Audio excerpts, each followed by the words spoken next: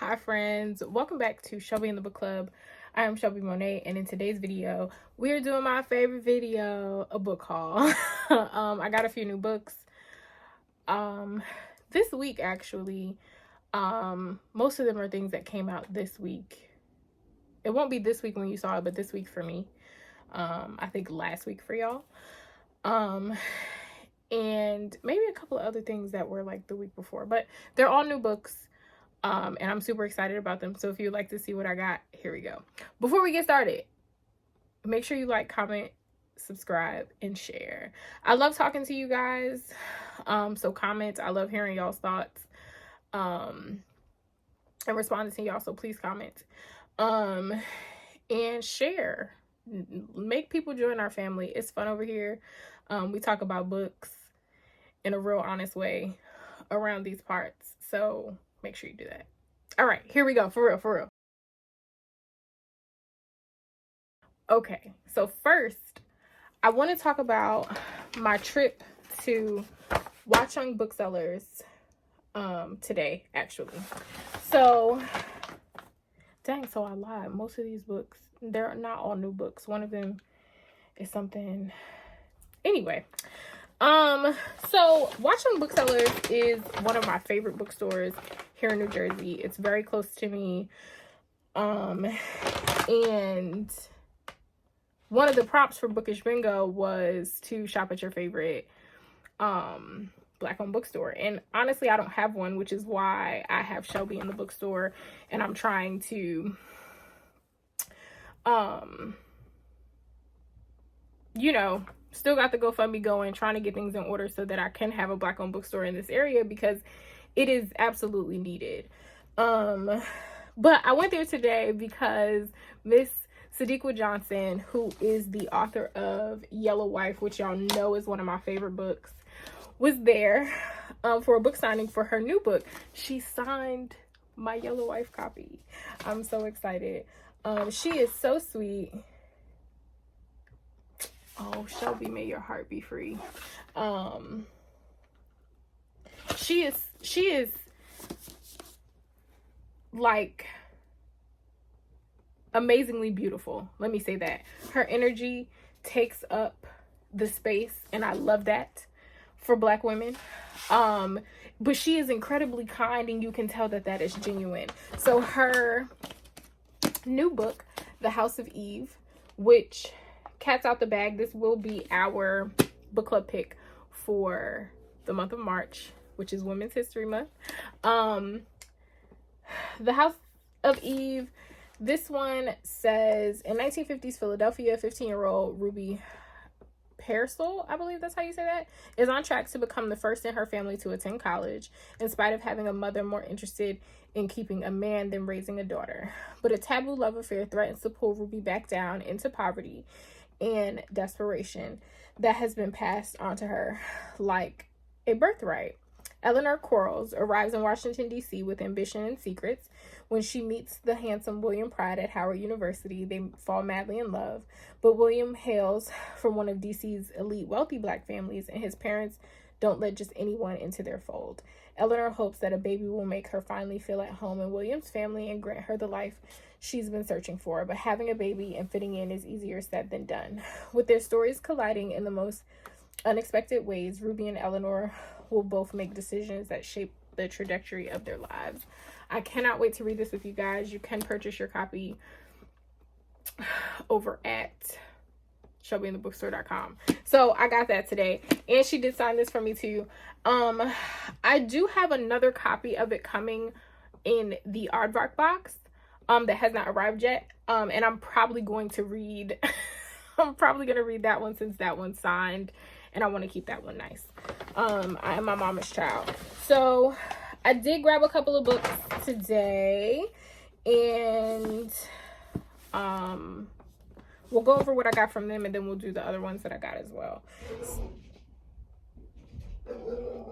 Do y'all hear my dog barking? Hold on one second. He be barking like the world is ending, and it scares me every time because I really be feeling like somebody is coming in here. But anyway, first I got Witches. This is by Brenda Lozano. So some of the books that I've gotten, the last 3 that I'm going to show you, I'm definitely reading this month. But some that I got because I want to read all women authors for Women's History Month. Another reason why I got this is because it said witches on the front. And I don't know if y'all, if I had this conversation with y'all or I told this story. So when she probably gonna fuss at me. When mom was sick and she was in the hospital this past June, something happened. They had to give her meds to sleep. And they gave her, I forget what they gave her, but it made her hallucinate a little bit. Because mommy almost never is on like things for anxiety or things to help her sleep or anything like that. Like, she take a Benadryl and pass out, for real. So I was with her all day, every day, right? From top of the morning, as soon as I could get there, until it was time for me to go at night.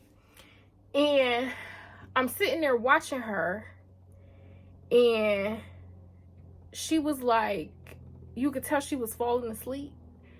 But she wasn't getting all the way there, and she would like startle awake, and she was asking me stuff like,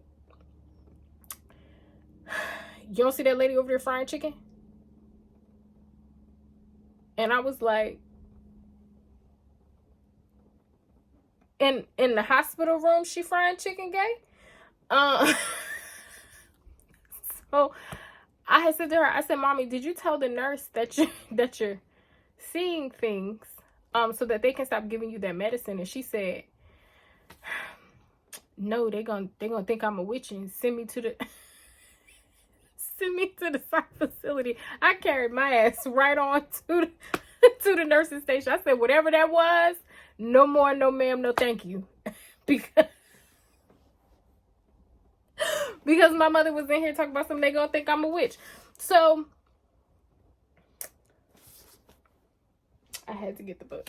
So this one says, Paloma is dead, but before she was murdered, I don't know why that made me laugh. She did? How she did? But before she was murdered, before she was even Paloma, she was a traditional healer named Gaspar. Before she was murdered, she taught her cousin Feliciana the secrets of the ceremonies known as Velades. Adela gonna cuss at me for my Bloomberg Spanish. And about the language in the book that unlocked their secrets. Zoe, a journalist, is sent to report on Paloma's murder in her mountain village of San Felipe. There she meets Feliciana,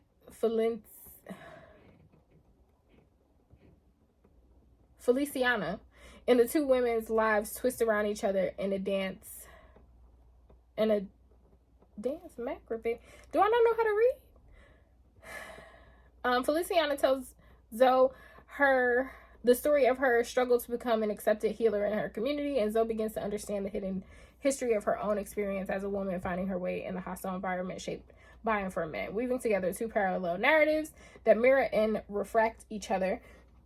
This extraordinary novel envisions the healer as storyteller and the writer as healer, and offers a generous and nuanced understanding of the world that can be at turns violent, cruel, and full of hope. And this is one of them small ones. You know what I say about small books. Oh, and it's a translated work. I've been wanting to read more translated works, so I have to add this one to the site, but I got that today. Then I picked up Sankofa, which I feel like I have, but I just been digging paperbacks when I can get them, so. But this is by Chibundu Anuzo. After years of being a daughter, a wife, and a mother, Anna finally has the time to wonder who she really is. But the only person who can tell her, her mother, the only parent that raised her, is dead. What is with these dead women? The universe trying to tell me something? Searching through her mother's belongings one day, Anna uncovers a few clues about her father, whom she never knew. Student diaries chronicle his involvement in radical politics in 1970s London. involvement that eventually led him to return to Africa, where he became the president, some would say dictator, of a small nation in West Africa, and he is still alive.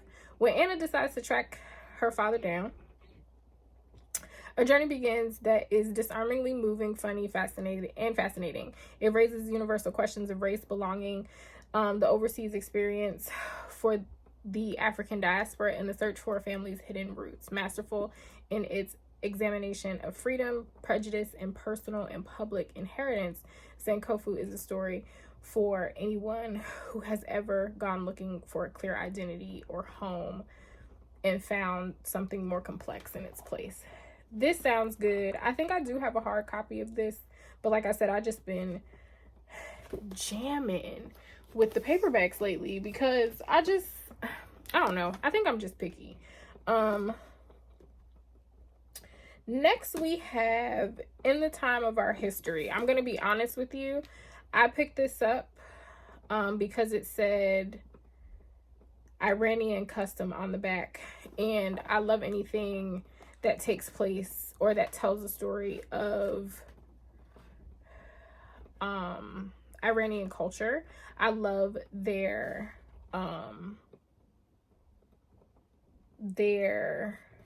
this is a new paper. The paperback came out this year, so it's probably a fairly new book, at least within the last few years. I don't know. I'll look it up. If I remember, I'll put it on the screen. But like you guys know, I enjoyed the bird tattoo. I enjoyed A Woman Is No Man. Like any of those stories about, I believe it's East Asian or Middle Eastern. I slept through geography. Let's not do that. But I love their culture so much. So this one says 12 months after her younger sister Anahita's death, Mitra Jahani reluctantly returns to her parents' home in suburban New Jersey, hey Jersey, to observe the Iranian custom of the one year. Anna is always in Mitra's heart, though they chose very different paths. While Anna's sweet and dutiful bowed to their dominating father's demands and married, Mitra rebelled and was banished. Caught in the middle is their mother, Shireen, torn between her fierce love for her surviving daughter and her loyalty to her husband. Yet his callousness, even amid shattering loss, has compelled her to rethink her own decades of submission. And when Mitra is suddenly forced to confront hard truths about her sister's life and the secrets each of them hid to protect others, mother and daughter reach a new understanding and forge an unexpected path forward, alive with tension, sacrifices, and the joys that thrum within the heart of every family. In the Time of Our History is also laced with richness of ancient and modern Persian culture and politics in the tale that is both timeless and profoundly relevant. I can't wait to read this. It just sounds so good. It just sounds so good and right up my alley. I love it so much. I love it so much. Okay, these last three, I'm definitely reading this month, or I'm going to try to read them. I'm currently in a bit of a reading funk. And I really slump, I should say. Because the want to read is there. Just everything that I'm reading is kind of just like meh right now. And I haven't been wanting to DNF things. So that's why I'm saying that to say my goal is for y'all to see wrap-up videos about these. Or see these in my wrap-up video for the month of February. So in no particular order, we have A Spell of Good Things by Ayobami Adebayo.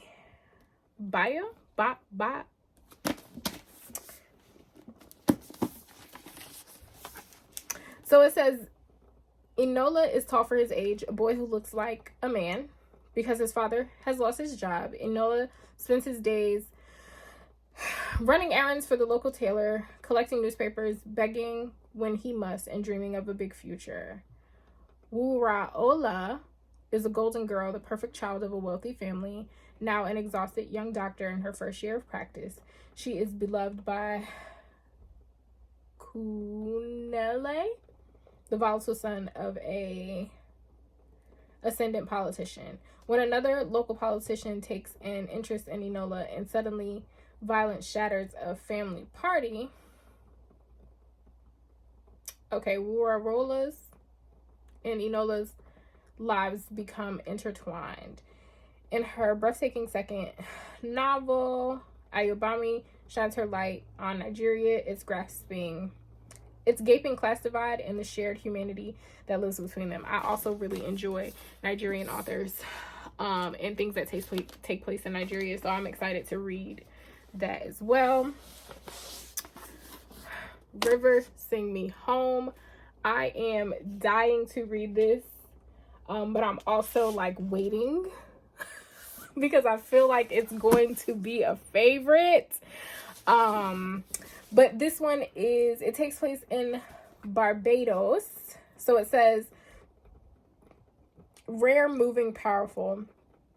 This beautiful page-turning and redemptive story of a mother's gripping journey across the Caribbean to find her stolen children in the aftermath of slavery is a remarkable debut. The master of the Providence Plantation in Barbados gathers his slaves and announces the king has decreed an end to slavery. As of the following day, the Emancipation Act of 1834 will come into effect. The cries of joy fall silent when he announces that they are no longer his slaves. They are now his apprentices. They should have jumped his ass. They should have jumped him. They could have put hands and feet on him. But I understand the mental strength that has to be aligned with that. Not that they're not mentally strong, but it's the what's the medical term where you, what am I trying to say? It's mental why they didn't jump him, but they should have. Y'all know what I'm trying to say. No one can leave. They must work for him for another 6 years. Freedom is just another name for the life they have always lived. So Rachel runs away from Providence. She begins a desperate search for her children, the 5 who survived birth and were sold. Are any of them alive? Rachel has to know. I can't wait to read this. I wonder if there's a map. Backpack. I'm the backpack loaded up with things and knickknacks too.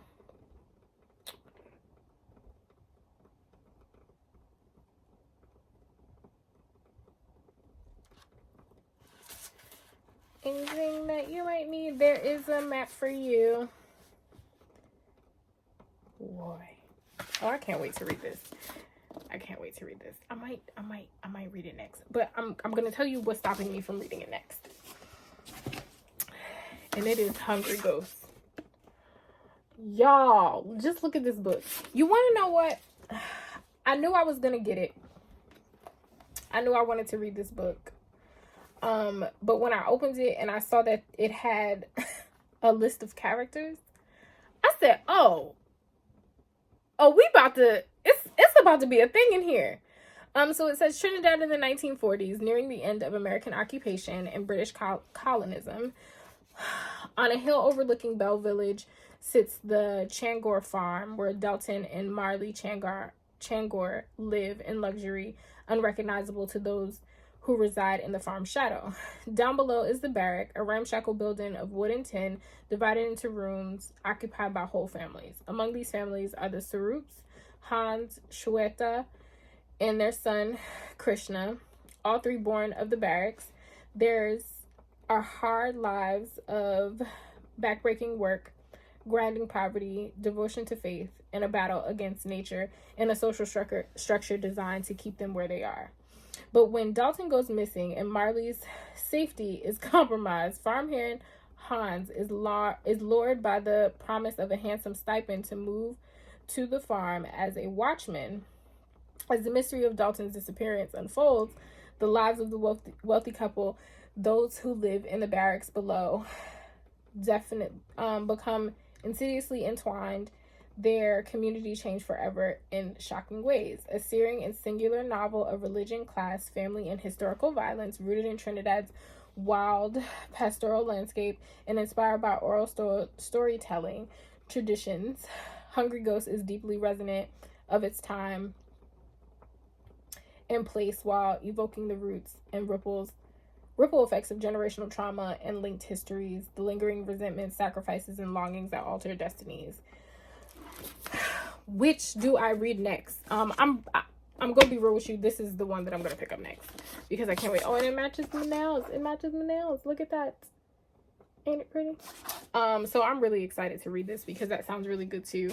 And there's something about like maps and lists of characters in the beginning of a book like that that just gets me going. So that's my book haul. How many books? 1, 2, 3, 4, 5, 6, 7. 7 books. That's not bad for me. I've done way bigger hauls. I've done way bigger ones. So yeah, that's not bad. There are some books that are coming out later this month. So like I want to finish copy of the next Lovecraft Country book, The Destroyers of Worlds. I couldn't think of the name. And there's some things that come out on February 28th that I want to get. So you'll probably see those in a weekly vlog or something like that. I probably won't do another book haul until next month. If you've made it this far, let me know in the comments what kind of content you guys like to see from me. What do you want to see more of? Is it book hauls? Is it book reviews? Is it book vlogs? What do you want to see from me so that I can provide? I want to grow this community. I want to do better. I also want to give y'all the stuff that y'all like to watch.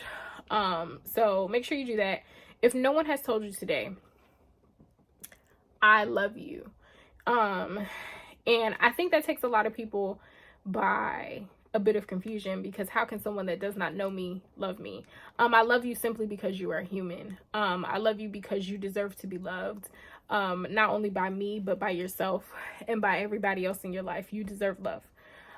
So if no one has told you ever, but especially on today, I love you. And you are kind, you are smart, you are important. You achieve all your goals, you are deserving of all the things. I love you. Have a good day or a good night or whenever you're reading this.